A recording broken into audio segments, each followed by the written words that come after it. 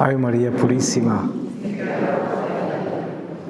Vamos a comenzar esta reflexión sobre la luz de la Pascua, pidiéndole al Espíritu Santo su palabra, y les voy a leer a ustedes de la primera carta de San Pedro, capítulo 1, desde el versículo 1.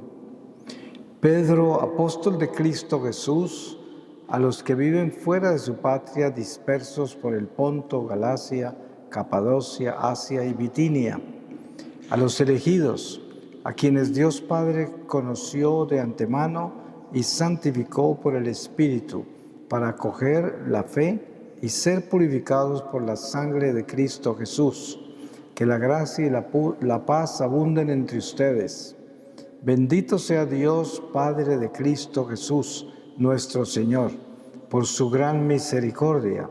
Al resucitar a Cristo Jesús de entre los muertos, nos dio una vida nueva y una esperanza viva. Reservada para ustedes la herencia celestial, con ese tesoro que no perece ni se echa a perder y que no se deshace con el tiempo, y los protege el poder de Dios por medio de la fe, con miras a la salvación que nos tiene preparada para los últimos tiempos. Por esto estén alegres, aunque por un tiempo tengan que ser afligidos con varias pruebas. Si el oro debe ser probado pasando por el fuego y es solo cosa pasajera, con mayor razón su fe, que vale mucho más. Esta prueba les merecerá alabanza, honor y gloria el día en que se manifieste Cristo Jesús. Ustedes lo aman sin haberlo visto, ahora creen en Él sin verlo, y nadie sabría expresar su alegría celestial, al tener ya ahora eso mismo que pretende la fe, la salvación de sus almas. Los profetas hablaron de ese favor que ustedes iban a recibir, y se preguntaron o quisieron saber más al respecto. El Espíritu de Cristo estaba en ellos y les descubría de antemano los sufrimientos de Cristo y la gloria que iba a alcanzar.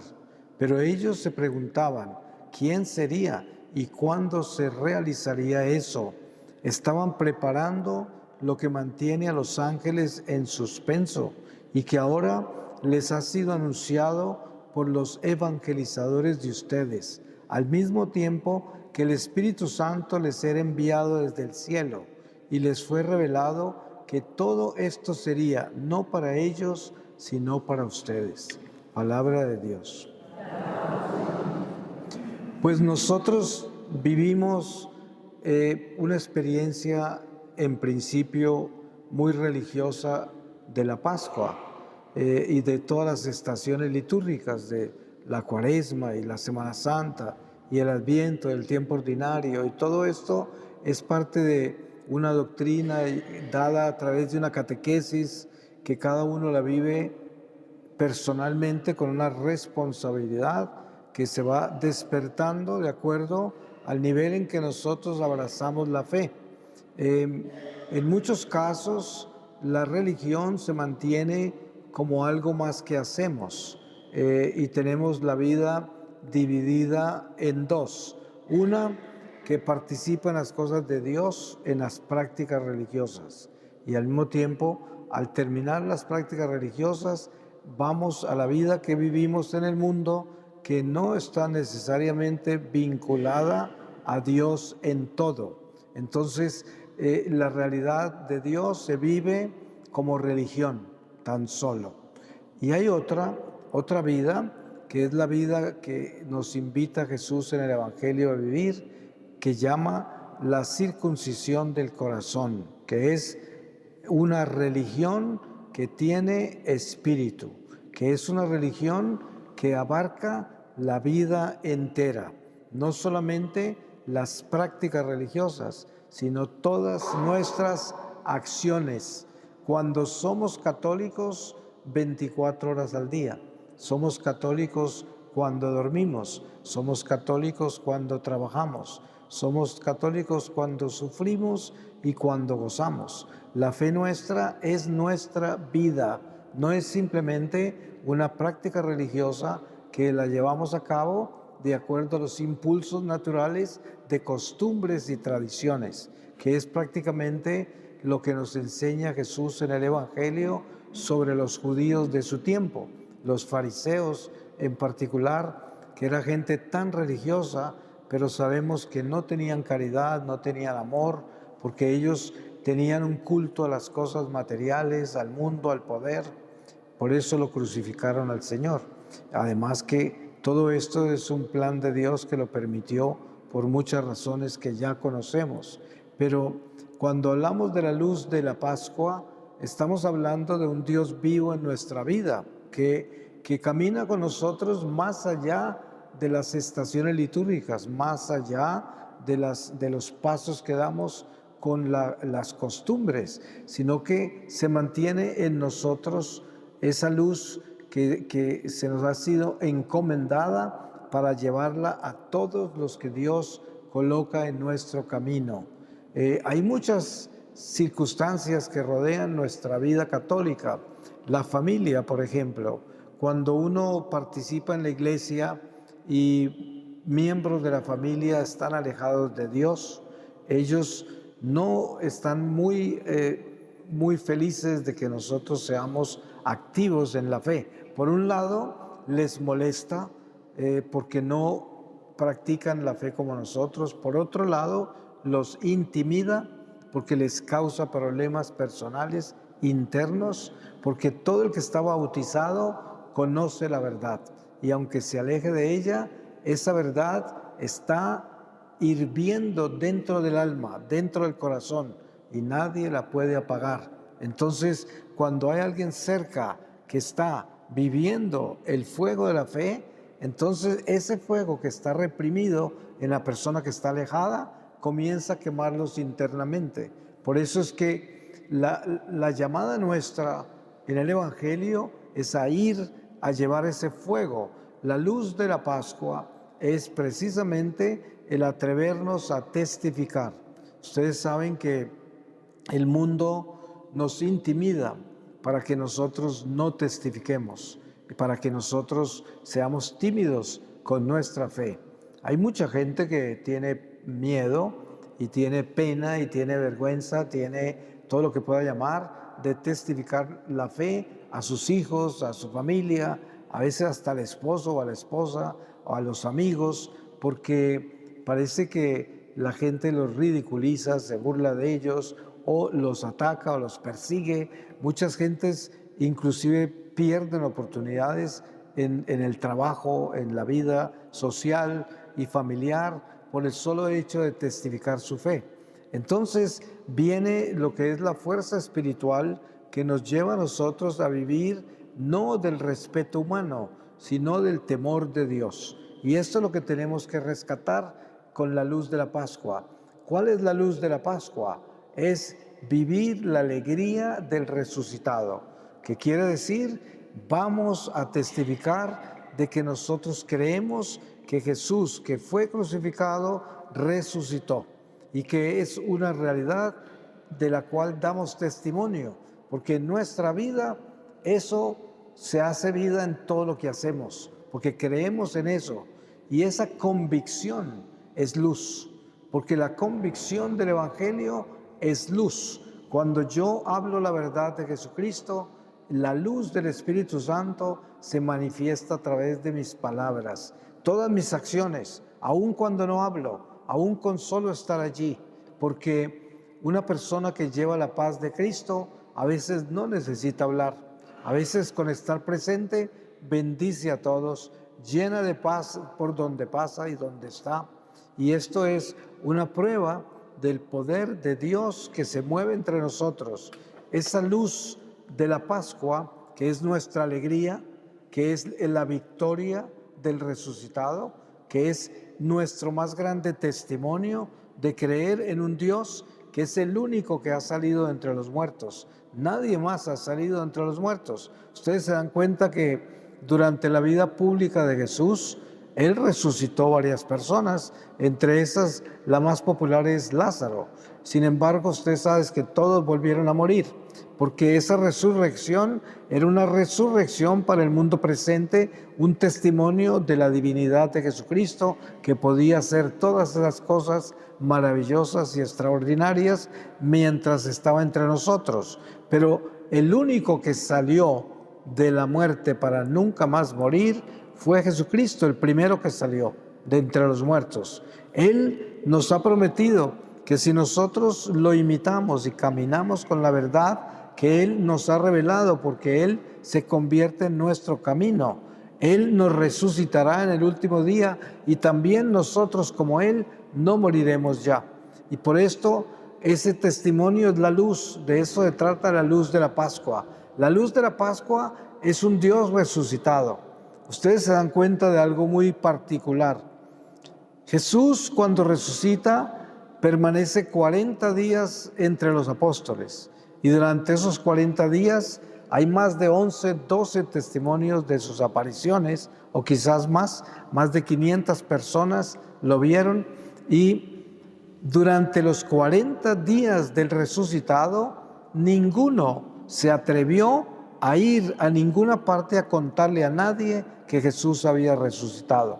Y desen cuenta lo inmenso de ese milagro, que ellos vieron al Señor, que lo vieron cuando se lo llevaron a la tumba, que todos testificaron que lo enterraron, y lo pudieron ver después resucitado. Sin embargo, no tenían la fuerza para ir a contarle a nadie, tenían miedo de morir si lo contaban.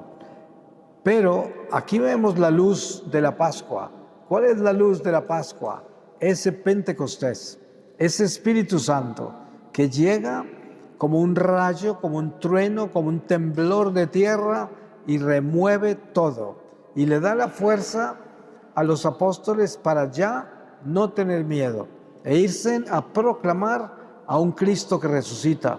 Y ahora los que tienen miedo son los judíos a quienes los apóstoles le temían. Ahora ellos estaban asustados porque no entendían estos hombres de dónde sacaron esa sabiduría y sobre todo de dónde sacaron esa valentía de atreverse a ir al templo de Jerusalén donde estaban los que habían crucificado a Jesús y ahora sin ningún miedo predicaban a Jesús, al resucitado.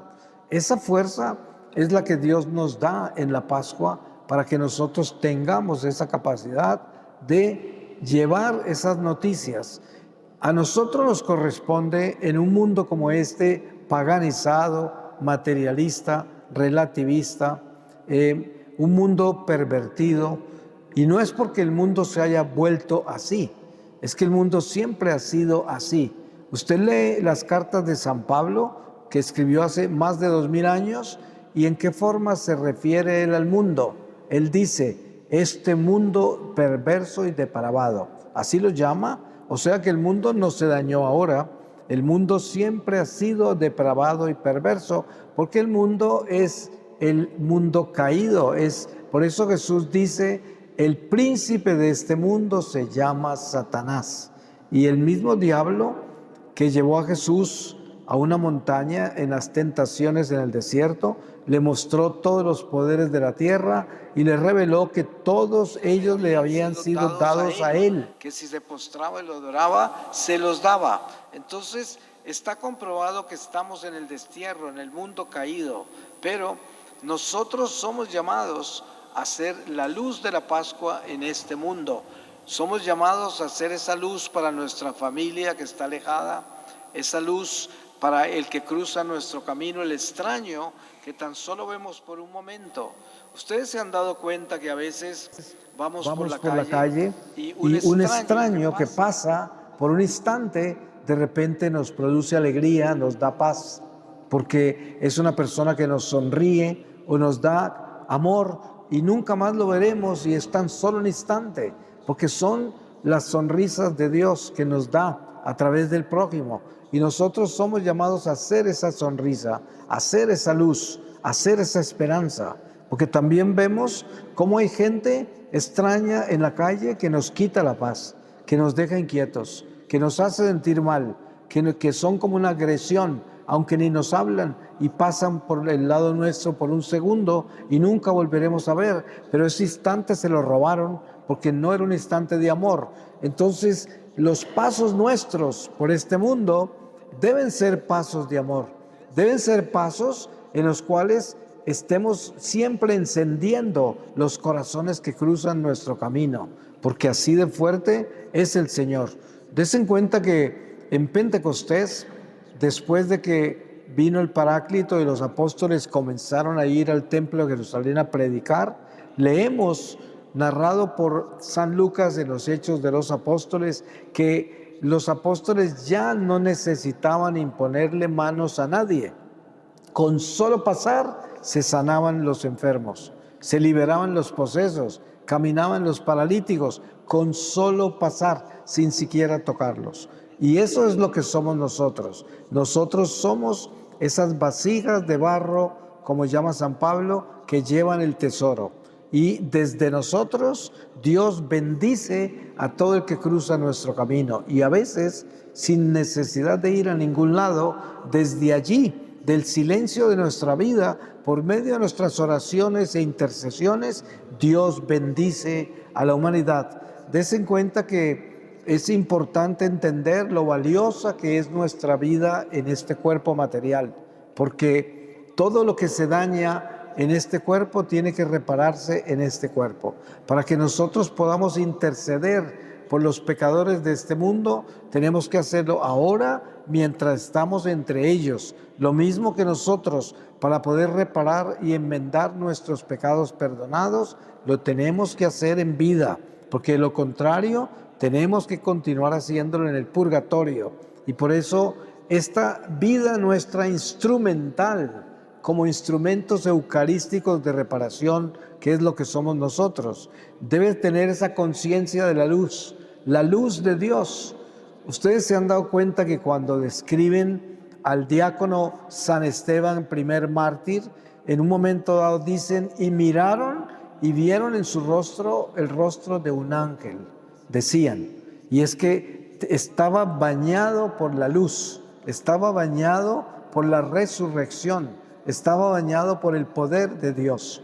Y nosotros hemos visto eso en los rostros de las personas que tienen la paz de Dios, el amor de Dios, tienen luz, tienen ese corazón bueno, un corazón dócil y noble, que a pesar de su humanidad limitada y pecadora, lleva en sí un gozo, una convicción del amor de Dios, una verdad que está arraigada en una fe que no vacila, que no tiene duda, que está convencida, que sabe que Dios vive en su corazón y que lo quiere transmitir a todos. Y esa es la necesidad que tenemos, conseguir esta hambre de Dios para transmitirle esa hambre, esa sed a los demás, para que lleguen a desear a Dios. Porque de la única manera que Dios comienza a iluminar nuestros corazones, a encender ese fuego que ya ha sido dado con el bautismo, pero que está tenuemente dormido en nosotros, es por medio de este despertar, de este necesitar a Dios, de este tener hambre de Dios. Ustedes se dan cuenta en el diálogo de Jesús con la samaritana en el pozo de Jacob, lo lindo que es ese corazón tan sencillo de la samaritana, que le habla a Jesús y después dice, dame de esa agua, yo quiero de esa agua. Eso lo recibió del Espíritu Santo, eso que pidió, porque ¿cómo lo iba a entender si era una mujer tan sencilla? Y ella al principio dijo, ¿cómo haces tú si ni siquiera tienes con qué sacar agua del pozo? ¿Cómo vas a darme de beber de esta agua cuando no sabes ni cómo sacarla? O sea que al principio ella habló como habló la Virgen María cuando le dice al arcángel San Gabriel, ¿y cómo puede ser eso posible si yo no conozco varón? ¿Sí? Es la reacción que tenemos nosotros desde lo natural al encuentro con lo sobrenatural. Pero ahí es donde entra el Espíritu Santo y dice, es que esto es obra del Espíritu Santo. El Espíritu Santo te dará esa hambre, te dará esa sed de Dios y por lo tanto te llenará de su luz. Y entonces somos esos instrumentos de la luz.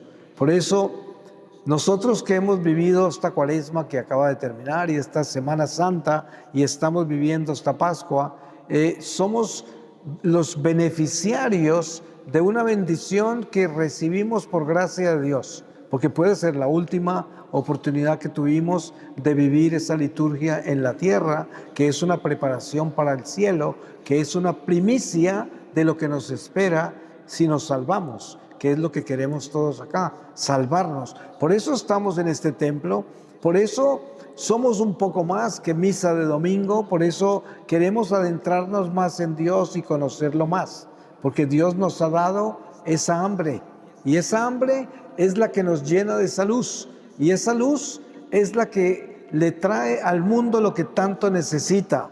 Vivimos en este mundo que es un mundo vacío de Dios, alejado de Dios, que está completamente naufragado en el materialismo y en todos los ismos que llevan al abismo, porque eso es lo que sucede en el mundo natural donde no está Dios. Y por eso nosotros somos esa esperanza. Dios nos llamó para ser esperanza, porque las cosas invisibles, intangibles, incomprensibles que nosotros llevamos, que es nuestra fe, no se pueden entregar humanamente. Yo no puedo cambiarle el corazón a nadie. San Pablo lo explica diciendo: Pablo sembró, Apolo regó, pero solo Dios hace crecer. Por eso muchas veces nosotros tendemos a frustrarnos cuando tratamos de convencer a otras personas a que crean en Dios, a que le obedezcan, a que se conviertan, a que regresen a la iglesia, y no hay resultados. Y de repente sentimos frustraciones. Pero esos momentos son momentos imperfectos en los cuales pensamos que nosotros tenemos control de lo que hacemos, cuando en realidad todo lo que tiene que ver con Dios, solo Dios lo puede hacer crecer. Yo cumplo con lo mío. ¿Y qué es lo nuestro? Lo nuestro es sembrar. Lo nuestro es llevar la palabra y sembrarla. Y cuantas veces podamos, regarla. Pero nunca pensar que por sembrarla y regarla ya la vamos a hacer crecer. Eso solo Dios lo puede hacer. Pero el trabajo nuestro es sembrar esas semillas, y esas semillas se siembran con nuestro ejemplo, con la forma en que caminamos, hablamos, sentimos, miramos, dormimos, trabajamos, actuamos. En todo eso llevamos a Dios, porque cuando tenemos un corazón dócil y un corazón que le pertenece a Dios, sin darnos cuenta, todo lo que hacemos está untado, lleno del Espíritu Santo. Y eso se transmite, se contagia, bendice. Como lo que yo decía, los apóstoles ya no necesitaban imponerle manos a nadie. Con solo pasar se sanaban todos. Y eso es lo que nosotros tenemos como potencial. Y ese potencial que llevamos de fe, de unción, de bautismo, de Espíritu Santo, es nuestra misión. Porque la misión nuestra, ¿cuál es? La misión nuestra son las almas. Esa es nuestra misión.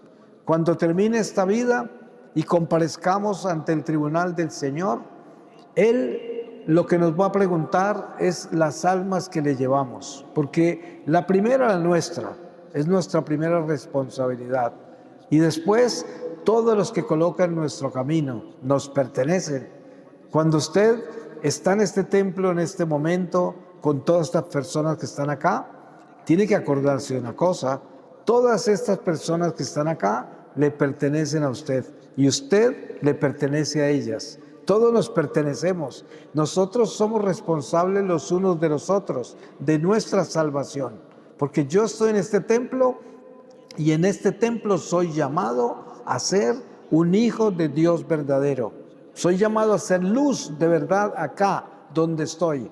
Y la primer señal de ese querer y sentir ser un hijo de Dios es que yo esté convencido en mi corazón que yo deseo infinitamente, desde el fondo de mi alma, deseo que todos los que estamos acá nos salvemos. Ese es un sentimiento importante de tener. Usted siente en su corazón que todas estas personas que están acá, muchas que usted no conoce y que tal vez no volverá a ver de pronto, que se salven, que todos nos salvemos. Eso es lo que debemos sentir, pero también cuando salimos del templo y cruzan todas estas personas extrañas que siguen pasando por nuestro camino. En nuestro corazón debe existir ese deseo de que todos esos se salven también. Y que nuestra oración más importante sea la oración por la conversión de todos los pecadores. No solamente la conversión de mi abuela, ni de mi nieto, ni mi sobrino, ni mi hermano, sino de todos los pecadores, para que el corazón nuestro sea el corazón de la cruz de Cristo, que es una apertura universal donde Dios abraza a todos los seres humanos, no solamente a aquellos que me duelen. Como dice la palabra, hasta los malos le dan cosas buenas a los suyos. Por eso no es gracia de que nosotros nos preocupemos solo por aquellos que nos duelen, porque hasta los malos lo hacen.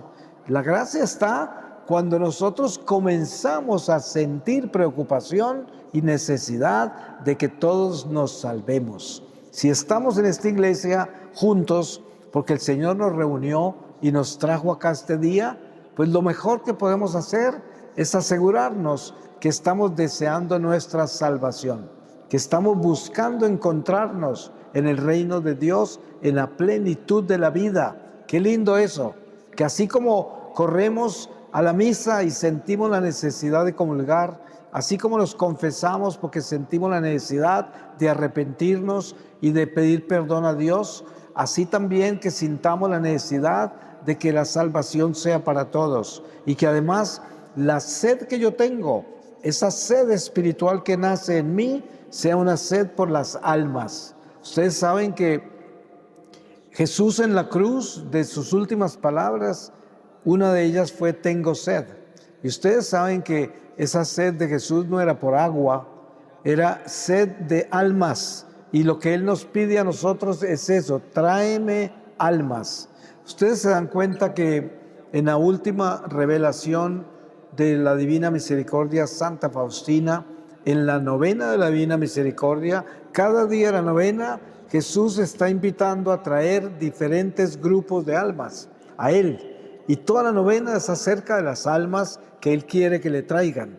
Y cuando termina la novena, les llevó todas las almas de esto, las almas de los otros. Reúne toda la humanidad en esa novena y nos enseña qué es lo que Él quiere. ¿Qué es lo que quiere el Divino Maestro? Que le llevemos todas esas almas, empezando con la nuestra, porque somos pescadores de almas y en nuestro corazón debe haber ese sentimiento, porque es muy fácil dentro de nuestra condición humana separarnos del deseo de la salvación de nuestros enemigos, de aquellos que no nos quieren, de los que no nos caen bien, de los que no nos gustan, y de pronto por eso ni oramos ni nos interesa si se salvan o no, y están separados de nuestros deseos trascendentales de la vida eterna.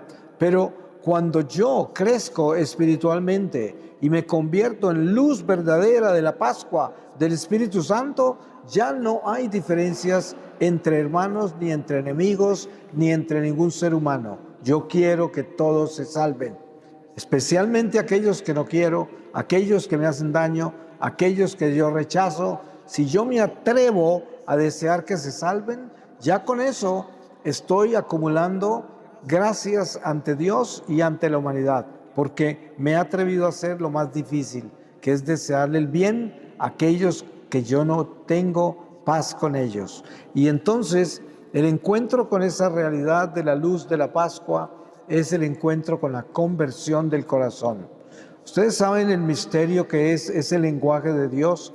Cuando Jesús aparece hablando de esa circuncisión del corazón a un pueblo judío que conocía la circuncisión quirúrgica de sangre, que fue el pacto que hizo Dios con Abraham, y llevaban siglos con eso. Y ahora aparece el Señor hablando un idioma que no entendían, circuncisión del corazón. ¿Y eso cómo se hace? Si eso es intangible, invisible, incomprensible, ¿cómo se hace? Pero Él estaba hablando, era de un corazón contrito, humillado, arrepentido, convertido a Dios. Es la circuncisión que Él vino a traer. Y por eso, para que nosotros seamos esa luz de la Pascua, necesitamos asegurarnos que nuestro corazón está en conversión, porque la conversión es diaria. Todos los días nos levantamos a convertirnos. Mucha gente me pregunta, ¿y cuándo fue que te convertiste? Y yo dije, no, ¿cuándo fue que comencé a convertirme? Porque todos los días me levanto a convertirme. Y hay días en que no la hago, hay días malos, hay días en que no soy tan bueno como quisiera. Hay días en que no estoy convertido. Y por esa razón existe la misericordia de Dios con los sacramentos para que podamos renovarnos, para que podamos recuperar la amistad perdida con Dios por nuestras malas conductas, por nuestro pecado. Y es una lucha diaria de conversión. Que Dios permita que el día que nos llame sea el día que estamos luchando por nuestra conversión. Que estemos con el delantal de la batalla puesto, para que el Señor sepa que esa lucha la tenemos todos los días y que no nos olvidamos de ella. Voy a pedirle al Espíritu Santo su palabra para que sellemos todo lo que aquí el Espíritu nos ha dado y el demonio no se lo robe, porque a él le gusta robarse esto. Yo voy a leerles de la carta del apóstol Santiago, capítulo 1, desde el versículo 3, y dice: esta puesta a prueba de la fe desarrolla la capacidad de soportar. Y la capacidad de soportar debe llegar a ser perfecta, si queremos ser perfectos, completos, sin que nos falte nada. Si alguno de ustedes ve que le falta sabiduría, que se la pida a Dios, pues da con agrado a todos sin hacerse rogar. Él se la dará, pero hay que pedir con fe, sin vacilar, porque el que vacila se parece a las olas del mar que están a merced del viento. Esa gente no puede esperar nada del Señor. Son personas divididas y toda su existencia será inestable. El hermano de condición humilde debe alegrarse cuando su situación mejora, y el rico cuando se ve rebajado, porque pasará como la flor del campo. Se levanta el sol y empieza el calor. Seca la hierba y marchita la flor, y pierde toda su gracia. Así también el rico verá decaer sus negocios. Feliz el hombre que soporta pacientemente la prueba, porque después de probado recibirá la corona de vida que el Señor prometió a los que lo aman. Que nadie diga en el momento de la prueba: Dios me quiere echar abajo, porque Dios está a salvo de todo mal y tampoco quiere echar abajo a ninguno. Cada uno es tentado por su propia codicia, que lo arrastra y lo seduce. La codicia concibe y da a luz el pecado. El pecado crece y al final engendra la muerte. Hermanos muy queridos, no se equivoquen. Son las cosas buenas y los dones perfectos los que proceden de lo alto y descienden del Padre, que es luz. Allí no retornan las noches ni pasan las sombras. Muy libremente nos dio vida y nos hizo hijos suyos mediante la palabra de la verdad, para que fuéramos la flor de su creación. Palabra de Dios. Pues le damos gracias a Dios y le damos gracias por toda la obra que ha hecho con las maravillas de su palabra, que está viva siempre y que nos alimenta en este destierro, en este camino hacia Él. Amén.